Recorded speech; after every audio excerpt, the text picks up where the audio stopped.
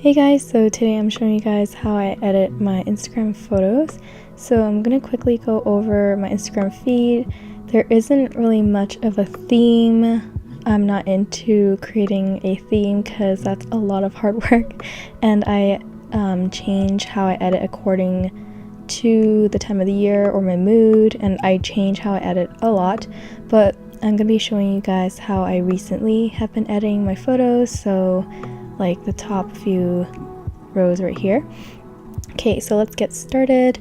We're going into the editing apps first, and I'll go over all the ones that I have. As you can see, I have quite a bit, but I don't use all of them.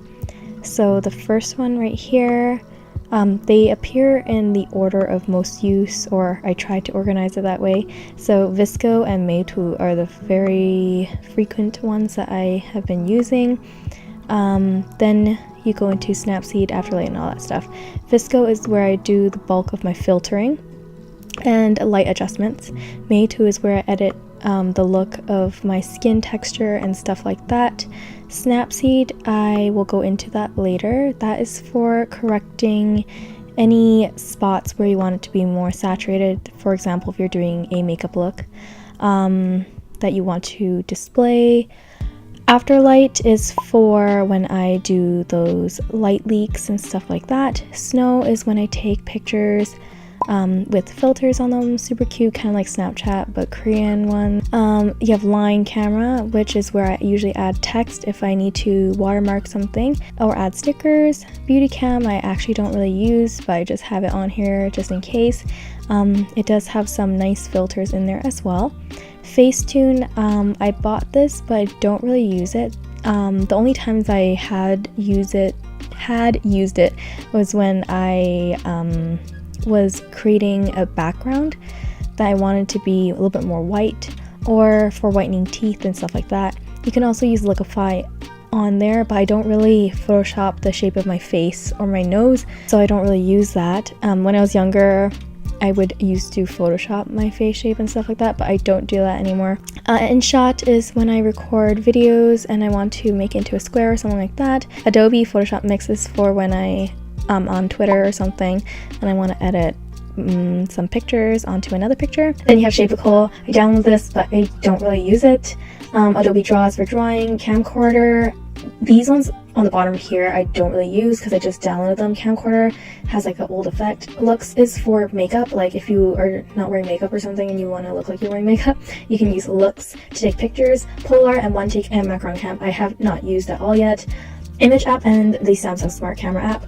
I use this one a lot, the Panasonic one, because I do take my photos using two different devices. So I use the Panasonic one because I use the G7.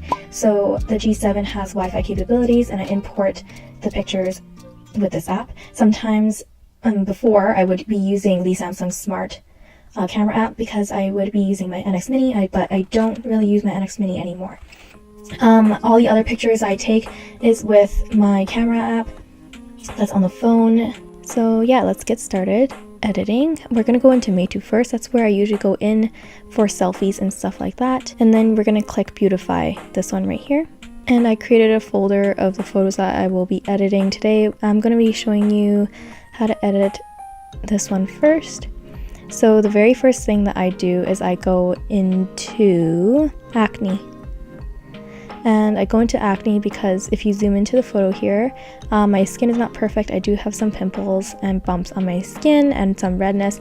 So I go into the manual tool. I go into the smallest one. I usually just go in and I dot the pimples off. It's not very accurate, especially if you have nubby fingers like me, but it gets the job done without having to go onto your computer and actually use Photoshop. And I do all my editing for Instagram on my phone. So as you can see here, there are some pimples right here, and this part I will take a little bit more time to do it and edit this out. So that pimple is gone, but as you can see, it has left behind those hairs, so I'm gonna actually take my time to edit the hairs out as well. So I'm just continuing to tap around this area to take away that redness and stuff like that. You just have to have lots of patience if you are using this tool on this phone.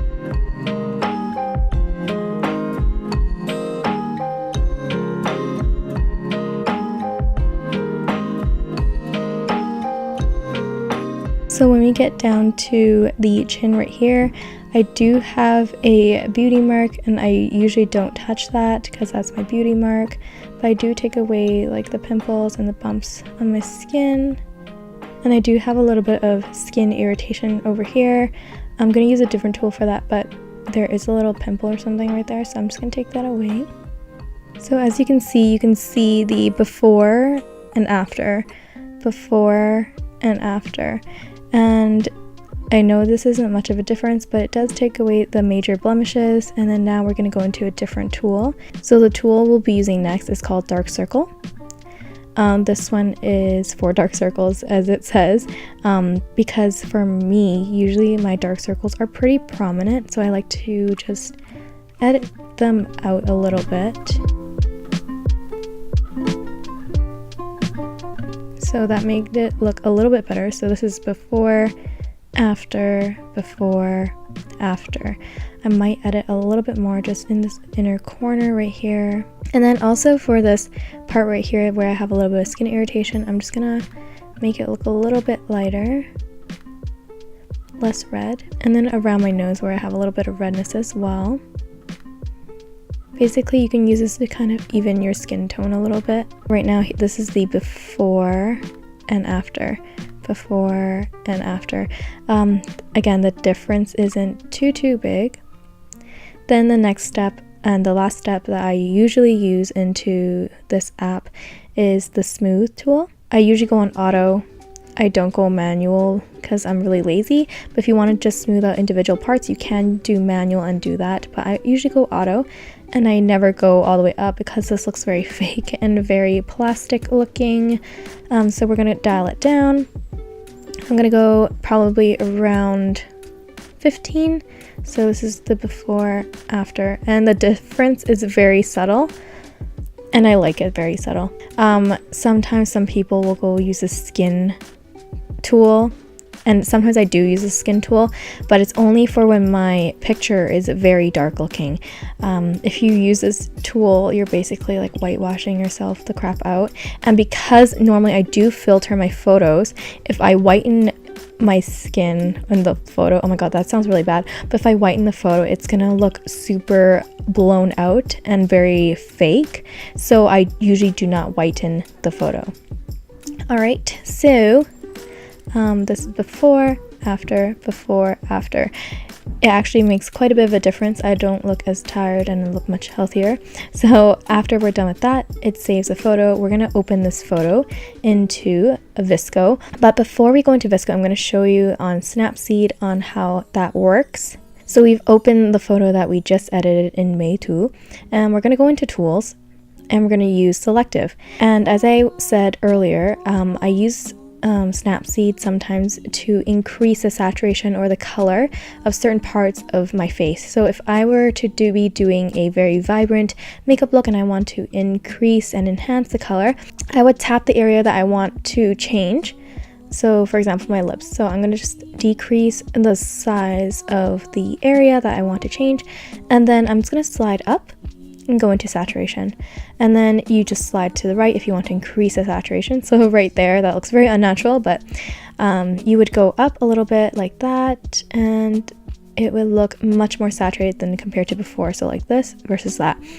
It just makes your makeup look stand out a little bit more if you want to do that.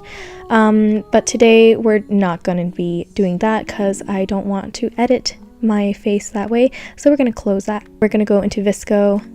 And I have imported the photo into VSCO, and as you can see, I actually edited my photos from before, and that's how we're going to be editing the photos like. We're going to go into this editing tool. The very first thing I always do is I go into exposure. I never really want to make my photos too bright but not too dark, and again, it really does depend on my mood. Usually I like to bump it up just a smidget. I'm not trying to make myself look white and ghastly. This is what Nancy in 2012 would have done, but Nancy in 2017 does not do that. So I go around 0.7, 0.6, around there. I don't know. Let's do that. Then we are going into filtering. I have a whole bunch of filters. You can buy a whole bunch of filters in VSCO. The one that I usually like to go for is called Q8. This is the one I like to go in for. It's a little bit warmer looking and it's a little bit faded, so it looks a little bit more vintagey, and it does increase the saturation just a smidgen. And I usually like to leave it at a 4 or 3. Depends on the photo. Some photos I find that you do need to filter a little bit more, some less. But before, the ones that I used to like to use are A1. A1's really nice as well, but I don't want to put it to the max filter. It's a little bit too much. And the ones I used to use in my old Instagram photos are HB1 and HB2. These are very cool looking filters. Cool temperature wise, I mean. They look really nice and everything, but HB1 can make you look like a freaking ghost, so I tend not to do that one. If I do use it, I again put it onto the lower settings, and HB2 is a little bit too contrasty for my taste right now, but sometimes I do use it and then just play around with it. But anyways, we're going back into Q8 and we're just gonna bring it down. Let's just leave it nice and low. So we're gonna go into that. And for my feed, I don't like it a little bit too warm. I like having a little bit of warmth to the photos, but not too much. So I'm just gonna dial it down just a smidget, like around there. And then that's pretty much it. That's what I usually do for my photos. I don't edit them too much. Sometimes if I want, I do go into fade just to fade the photo a little bit if I don't want my blacks to be so harsh. Sometimes as well, what I go into, if my photo is like super bright and you can't see the details on my face, I will actually go into highlights and bring down the highlights a little bit so it makes it look more natural. But I'm not doing that for this photo. I want to see my highlight in this photo. Saturation, sometimes I will adjust that if I find that I look dead in the photo. Sometimes I do play with shadow and highlight tint. My favorite is green, so you'll see in my other photos later when I'm editing them, I will play around with the shadow tint and highlight tint. Sometimes I do play with this. I like to go in for the purple one and I just edit the highlights a little bit. It makes your skin look a little bit more pink versus yellow. And for skin tone, I sometimes play with this, but today I won't, because I actually am happy with the skin tone. I don't want to look too pink and I don't want to look too yellow. In between right now. It looks fairly neutral, at least on my phone. This is the before and this is the after. Before, after. And this to me is already pretty fair and light, so I don't want to adjust and play around with it anymore, or else I don't want to be whitewashing my freaking photo. Anyways, that's how I edit the photo. As you can see, it's pretty consistent with my other ones right there, my 3 that I have already. So I'm gonna show you how I edit food photos too, because I post a lot of those. So again, I first go into exposure and we're going to bump it up because this photo was underexposed. I do like to take my photos more underexposed nowadays, because if you have it way too exposed, it's going to look grainy, and then if you underexpose it, sometimes you can bring back the brightness and it won't look that grainy. If it's too bright, dialing it down, it's going to look funny. So I will bring up the exposure.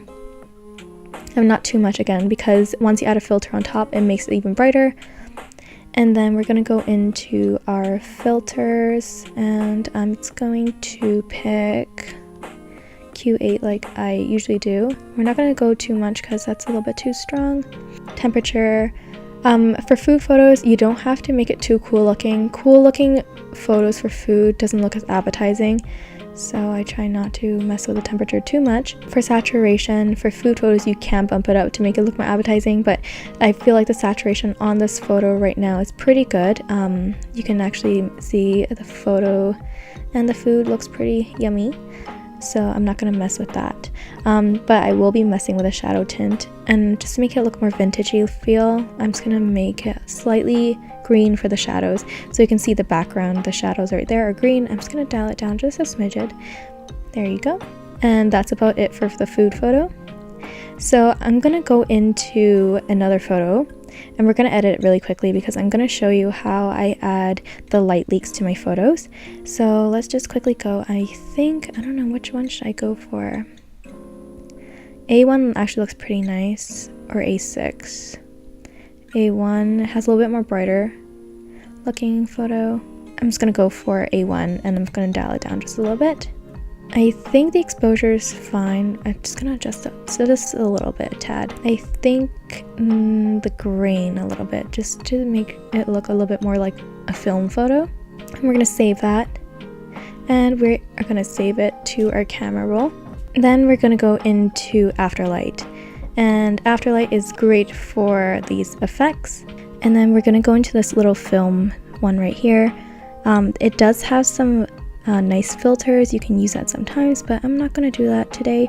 I'm going to go into light leaks, and they have a variety of light leaks and they look very gorgeous. Each one of them has its own unique little personality, but what's cool about the light leaks on Afterlight is that you can press this rainbowish color right here and it has different colors for light leaks. So depending on the feel that you're going for, you can change it. It's really nice, and you can flip it.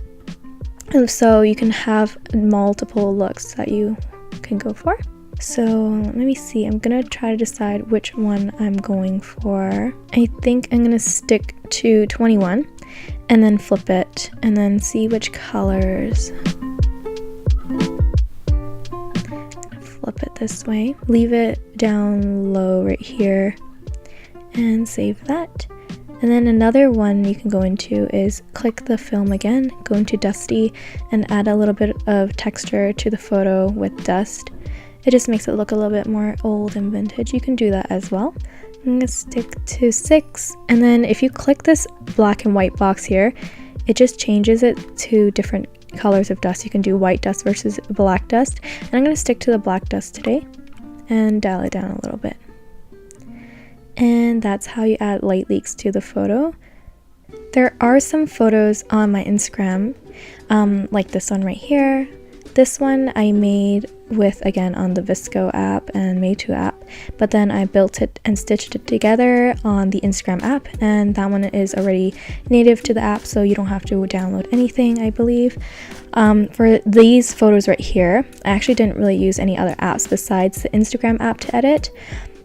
So I'll show you how I did that. So right here you have a whole bunch of my photos that I took from this day, and I'm just gonna pick this one right here, and we're gonna go select multiple. And the reason why I didn't edit these photos in the outside apps is because when I have multiple photos and they look decent enough to me, like my skin looks fine in it and the lighting looks good, I'm not gonna bother editing each individual one, because you can do that in the Instagram app as well. So it's very super simple. Click next, and then what you can do is filter all of them at the same time. Like, so for this photo I actually went with Claridon, and then I went low, so from 0 a little bit up, just to make this photo look cooler. I'm not gonna look like a freaking vampire in this photo. I'm just gonna go right down here, and then each individual photo, if you are not happy with the lighting, you can actually go back into them, edit and adjust the brightness if that's what you want, or contrast, structure, warmth. If you want to look more warm, up to you. If you want to make that melanin pop, up to you. Sometimes on Instagram I like to play with the color. My favorite is this one, but I always just dial it back down here. But for this photo I actually really didn't do anything, so I just left it Claridon for all of them like that, and then just went next and then just posted it.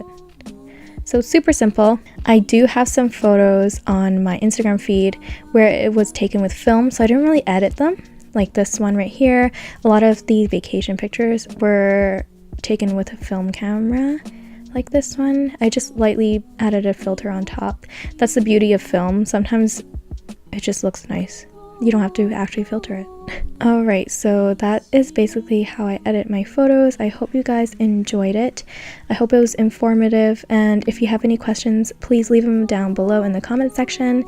If you guys want me to go make another video on like how I Photoshop my photos or go into the other photo apps, I can in the future. Anyways, I hope you guys enjoyed it. If you did, then please give it a thumbs up, and I'll see you guys in my next video. Bye!